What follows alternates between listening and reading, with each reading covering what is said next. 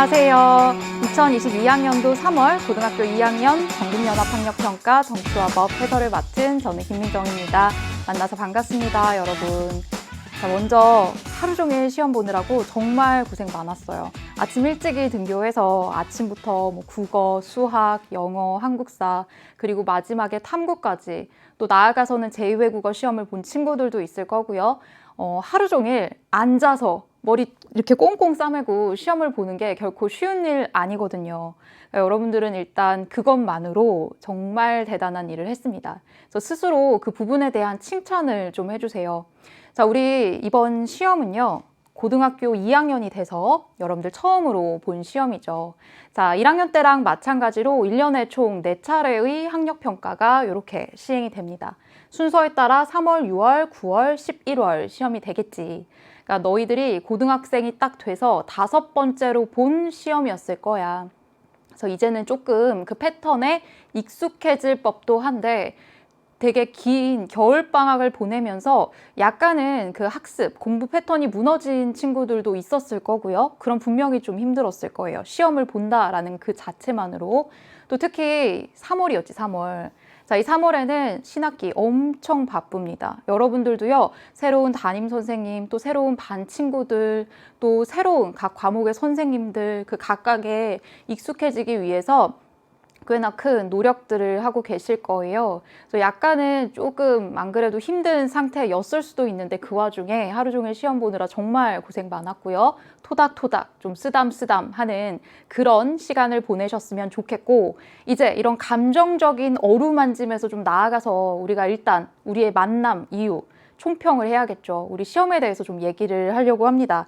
제가 총 20개의 문항을 우리 정치와 법 단원별로 이렇게 구분을 해봤어요. 근데 일반적으로는 학습 주제별로 구분을 할 수도 있는데 이번 시험은 좀 특수성이 있긴 했죠.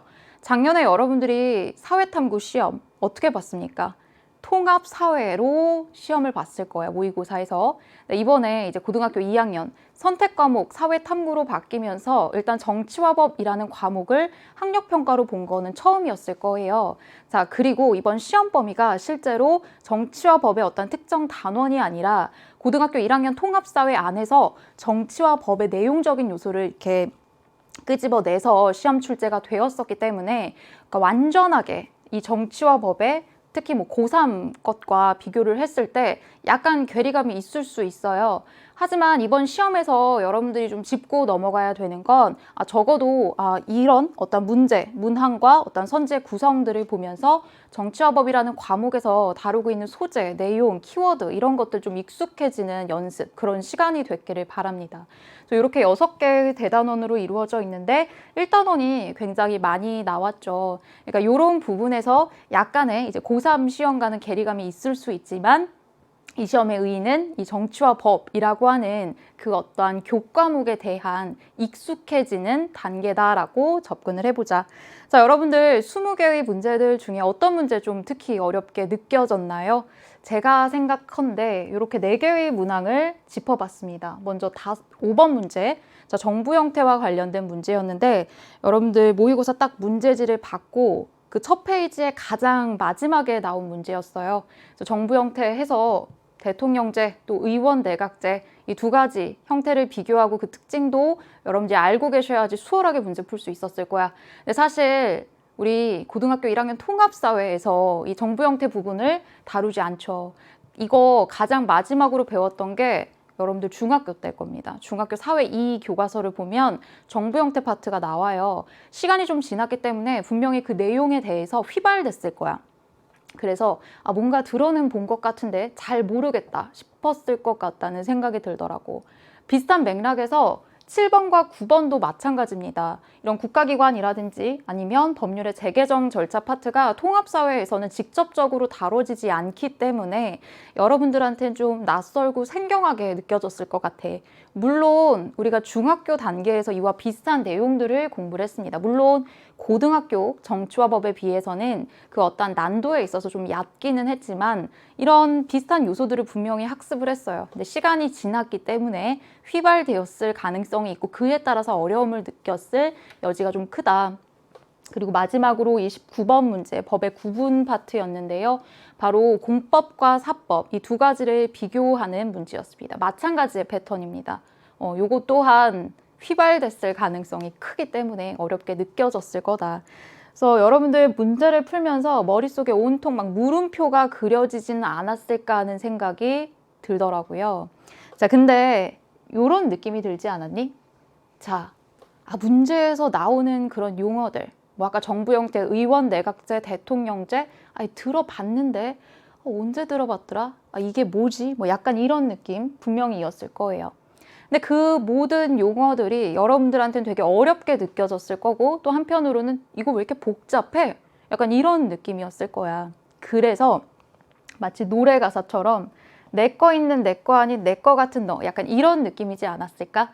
아마 강의 듣고 있는 친구들 고등학교 2학년 때 학교에서 내신 선택 과목으로 정치와 법을 택했을 가능성이 굉장히 큽니다. 근데 그 어떤 내가 다양한 과목들 중에 정치와 법을 내신 선택으로 했다는 이유는 그래도 정치 현상 또 아니면 다양한 법에 대해서 관심이 많았을 것이기 때문이야. 그러면 거기 나오는 그 정치와 법에서 다루는 내용 요소들이 내게 굉장히 흥미가 커요. 되게 관심도 가. 그런 의미에서 이거 내 거 같아. 자, 그런데 복잡하고 어려운 거야. 그러다 보니까 내 거 아닌 것 같은데? 또 그러다가도 내 거 아니야 라고 밀어내기에는 재밌어. 흥미가 가. 왠지 막 배우고 싶어. 이런 느낌이 들었을 것 같다고 생각을 해보았습니다. 자, 여러분들 수무문항 쉽게 풀리지 않았다면 나는 이렇다고 본다. 아직 제대로 공부 안 했다고 봅니다. 물론 고등학교 2학년 딱 되기 전에 여러분들이 딱 마음을 굳건하게 먹고 내신 시험에 좀 미리 대비하기 위해서 내가 예습 좀 해볼까? 한 친구들 있을 수 있어요. 하지만 가슴에 손을 얹고 얘기해봐. 막 엄청 막 정말 나의 혼신의 힘을 다해서 열과 성을 다해서 하지는 않았을 거야. 대략적으로 이런 내용이 있네라는 식으로 설렁설렁 봤을 가능성이 크고요. 또 사실은 대다수의 친구들이 예습보다는 그냥 딱 3월에 한 2, 3주 학교 내신 수업으로 그냥 듣기만 하고 앞부분만 정말 조금만 공부를 했었겠죠. 그리고 3월 학평 들어갔을 가능성이 커요. 자, 그러니까 쉽게 풀리지 않았다면 그 이유는 아직 제대로 안 했기 때문이다. 그래서 저는 이번 시험의 그 결과 50점 만점에 나 몇 점이야. 그걸 가지고 스스로를 절대 평가하고 판단하지 않았으면 좋겠어. 그러니까 본인의 기대 수준에 못 미치는 등급과 성적이 나왔다고 해서 나의 역량은 여기까지구나. 에이, 나 이거 안 맞는 것 같아. 이렇게 빠르게 판단할 문제는 아니라고 봐요, 저는. 자, 이제부터 하면 됩니다, 여러분들. 내신 시험을 통해서 학교 수업을 통해서 다져나가면 되고요. 또 뿐만 아니라 우리 EBS에 정말 좋은 양질의 컨텐츠 엄청 많지, 무료로 정말 좋은 컨텐츠를 여러분들에게 제공하고 있습니다. 의지만 있으면 여러분들 충분히 좋은 강의 듣고 100점 받으실 수 있어. 내신뿐만 아니라 뭐 수능이라든지 모의고사 50점 다 받아가실 수 있습니다. 자, 개념부터 차근차근 해나가시면 되는 거예요. 자, 제가 당부드리고 싶은 거 꼭 기억하세요. 오늘의 시험으로 스스로를 절대 재단하고 판단 평가하지 말자. 이런 정치와 법에서는 이런 키워드, 이런 내용 요소들을 다루는구나, 이런 느낌이구나 라는 그런 마음가짐을 갖고요. 여기에서 끝나는 게 아니라 우리 1번부터 쭉 문항 풀이를 해보아야겠지요. 자, 여기서 끝나는 거 아닙니다. 여러분들 문제지 들고요. 저와 함께 바로 해설 듣도록 합니다. 바로 만나도록 할게요.